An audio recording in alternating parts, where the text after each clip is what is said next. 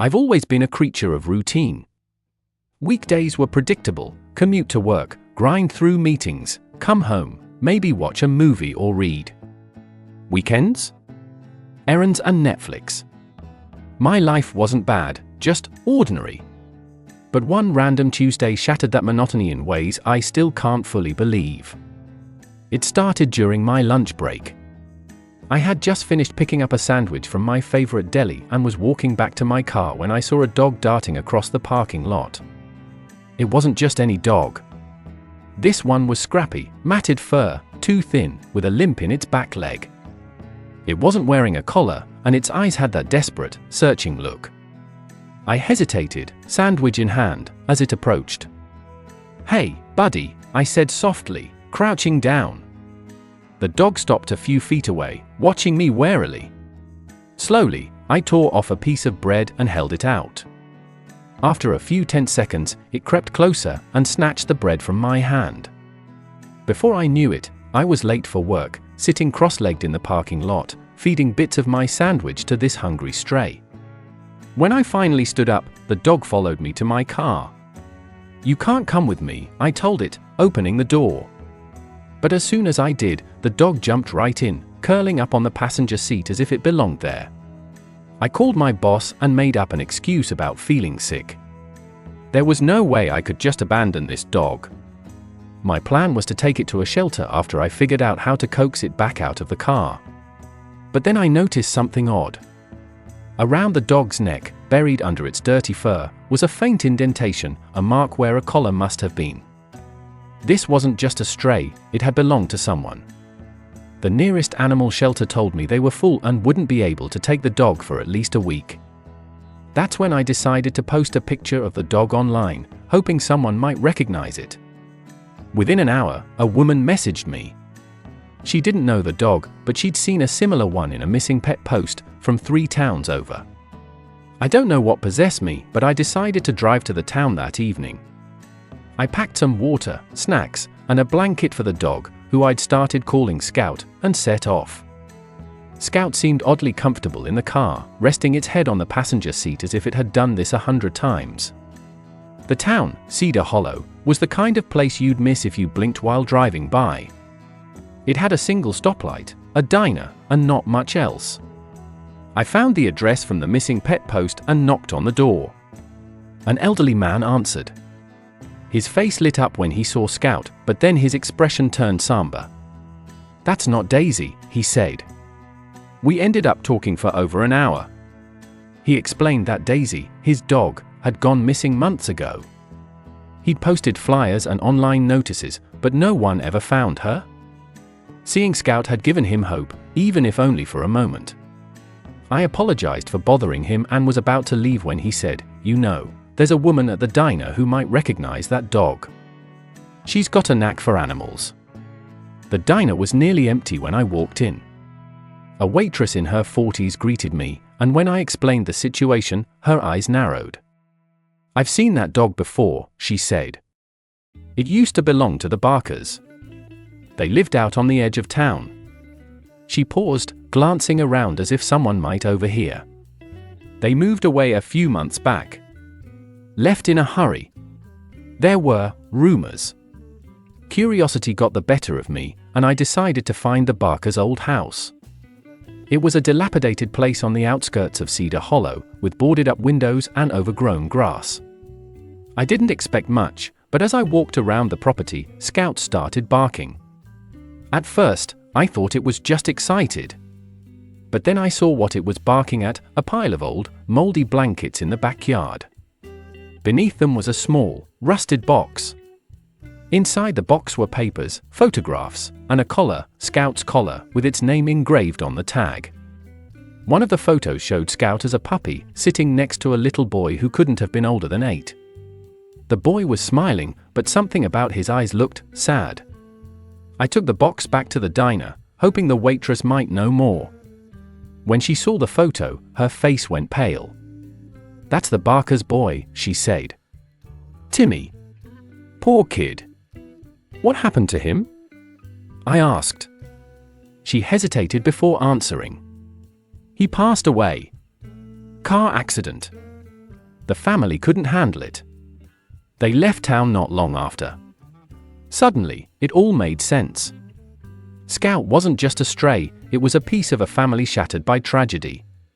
I stayed in Cedar Hollow for a few more days, talking to people who remembered the Barkers. They all described the family as kind but withdrawn, especially after Timmy's death. When I finally drove back home, Scout was still with me. I tried reaching out to the Barkers online but never got a response. Over the weeks, Scout became a part of my life. I couldn't bring myself to take it to a shelter, not after everything we'd been through. It's been 6 months since that strange week in Cedar Hollow. Scout is thriving, healthy, happy, and full of energy. Every now and then, I think about the Barkers and wonder if they'll ever come back for Scout. Until then, I'll keep taking care of this dog who, in its own way, brought a little bit of Cedar Hollow story into my life. Sometimes, it's the smallest choices, like stopping for a sandwich, that lead to the biggest adventures. Second story. I've always been a fan of coffee shops. Not just for the caffeine, though I won't deny my dependency, but for the atmosphere. There's something calming about the hum of espresso machines, the clink of ceramic mugs, and the low murmur of conversations. It was in one of these coffee shops, a small, unassuming place tucked between a laundromat and a bookstore, that I met Walter. I'd gone in on a Saturday morning to escape the monotony of my apartment. I was nursing my cappuccino, pretending to read a book but mostly scrolling through my phone when he sat down at the table next to mine. Walter was in his late 60s, with a weathered face and a kind smile. He wore a tweed jacket that looked older than I was and carried a leather-bound notebook. "Mind if I sit here?" he asked, gesturing to the table.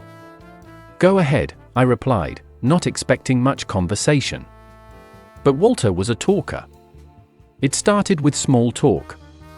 He asked about my book, then segued into a story about his favorite author. Before I knew it, we were discussing everything from travel to music to the best way to brew coffee at home.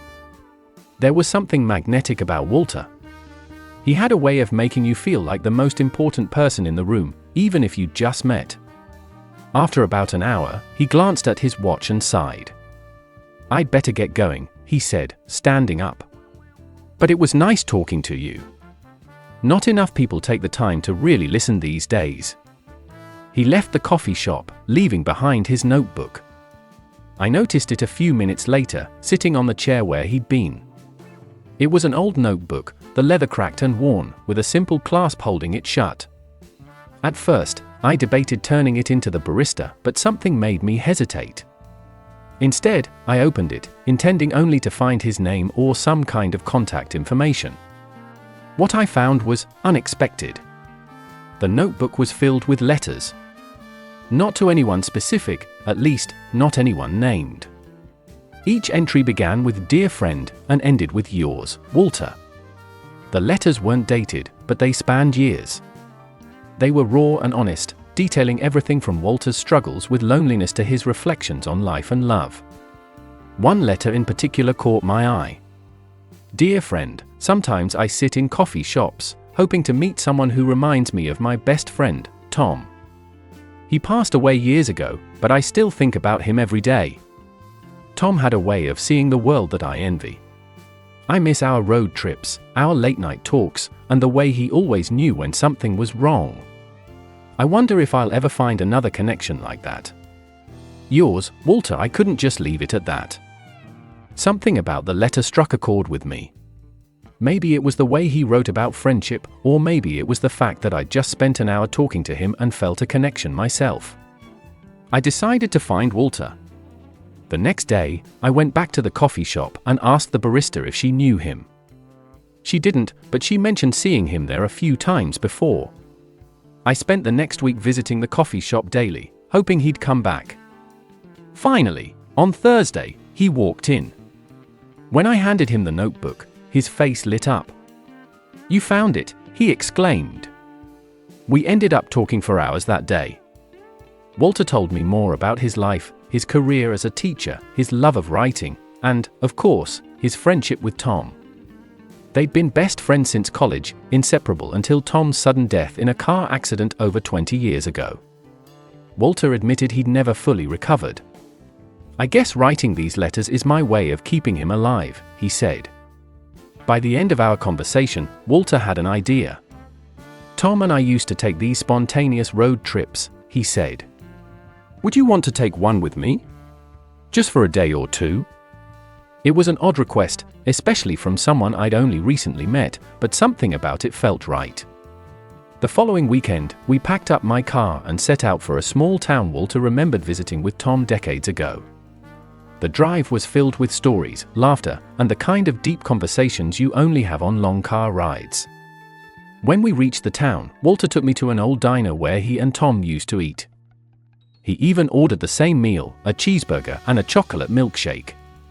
As we sat there, Walter pulled out his notebook and began writing. "Dear friend, today, I took a road trip with someone new. It reminded me of all the trips I used to take with you. I think you'd like him. He listens the way you used to, and he's got a good heart. For the first time in a long time, I feel like I've made a new friend. Yours, Walter." That trip was the beginning of an unlikely friendship. Walter and I stayed in touch, meeting for coffee every few weeks and exchanging letters of our own. He passed away 2 years later, but not before leaving me his notebook. Now, whenever I miss him, I open it and read his letters. They remind me that even the smallest connections can leave the biggest impacts. Sometimes, all it takes is a chance encounter to change your life. Third story. I live in a modest apartment building in a quiet neighborhood. It's the kind of place where neighbors exchange polite nods, but rarely engage beyond that. For the 4 years I'd lived there, the building's most enigmatic resident was Mrs. Elaine Carter, the older woman in 3B. Mrs. Carter wasn't unfriendly, but she was reserved. She rarely left her apartment, and when she did, it was usually for groceries or a brisk walk in the early mornings. She didn't have visitors, at least not that I ever saw, and she never attended any of the building's social gatherings. It was easy to dismiss her as just another introvert, someone content with her solitude. But everything I thought I knew about her changed one chilly February morning. That day began like any other. I was getting ready for work when I noticed a small, unmarked cardboard box on my doorstep. It had no label, no address, just my apartment number scrawled in black marker. Curious, I picked it up and brought it inside. It wasn't heavy, but it had a certain weight that piqued my interest. I hesitated for a moment, wondering if it was meant for me or if it had been left by mistake. After a few minutes of deliberation, I opened it. Inside was a neatly folded stack of letters, all tied together with a thin ribbon. Beneath the letters was a small leather journal and a single photograph of a young couple, smiling brightly, standing in front of an old car. The letters were addressed to the dearest Elaine. My heart sank as I realized they weren't meant for me. They belonged to Mrs. Carter. At first, I debated simply returning the box without saying anything. But my curiosity got the better of me. Why had the box been left at my door? And what was its significance? I decided to read one of the letters. It was dated 1967 and written in a beautiful, flowing script. Dearest Elaine, I think of you every day. The days are long and lonely without your laughter. The world feels emptier without you in it. I hope this letter finds you well. Please know that no matter where life takes us, you will always have a piece of my heart. Yours always, Thomas. The letter was short but deeply emotional. It was clear that Thomas and Elaine had shared something profound. My mind raced with questions. Who was Thomas? And why had Mrs. Carter left this box at my door? I couldn't shake the feeling that this wasn't a random act. Later that day, I knocked on Mrs. Carter's door, the box in my hands. It took her a moment to answer, and when she did, she looked surprised to see me. Mrs. Carter, I began awkwardly. I found this on my doorstep this morning. I think it's yours. Her eyes widened when she saw the box. She reached for it, her hands trembling slightly. Thank you, she said softly. I wasn't sure if you'd, well, thank you. She turned to close the door, but I couldn't let the conversation end there. Mrs. Carter, I blurted out, why was it on my doorstep? She hesitated, her gaze shifting to the box. After a long pause, she sighed and invited me in. Her apartment was warm and inviting, filled with old photographs and books. She gestured for me to sit, then carefully placed the box on the coffee table. "I've been sorting through my things," she explained. "These letters, they're from someone very dear to me. Thomas was my fiancé. He passed away many years ago." Her voice faltered, and she took a deep breath before continuing. "I'm getting older, and I don't have any family left. I thought maybe someone might want to know my story. I chose you because you seem kind. You remind me of Thomas, in a way." Over the next few hours, Mrs. Carter shared her story with me. She and Thomas had been high school sweethearts, deeply in love and inseparable. They'd planned to marry after he returned from serving in Vietnam. But Thomas never came home. He was killed in action, and Elaine was left to pick up the pieces of her shattered life. She'd kept his letters and journal all these years, unable to part with them but unsure what to do with them. "I thought if I left them with you, maybe they'd find a new purpose," she said. Her vulnerability was both humbling and inspiring. I promised her I'd take care of the letters and ensure they were preserved. But I didn't stop there. Over the next few weeks, I worked with Mrs. Carter to digitize the letters and create a small scrapbook of her memories with Thomas. She opened up in ways I never expected, sharing stories of their adventures, their dreams, and the life they'd planned together. In the process, we became unlikely friends. Mrs. Carter began joining me for coffee, and I introduced her to some of the other neighbors. She even started attending our building's social events. The transformation was incredible. The woman who had once seemed so distant and reserved was now the heart of our little community. When Mrs. Carter passed away peacefully in her sleep a year later, the entire building mourned her loss. At her request, I gave a eulogy at her funeral, sharing her story and reading one of Thomas's letters. "Dearest Elaine, even if we're apart, I know our love will endure. Some connections are too strong to be broken by time or distance. Yours always, Thomas." Mrs. Carter taught me that everyone has a story worth sharing, and sometimes, all it takes is a little curiosity and kindness to uncover it. The box she left on my doorstep changed my life, and I'll always be grateful for the friendship we found in those letters.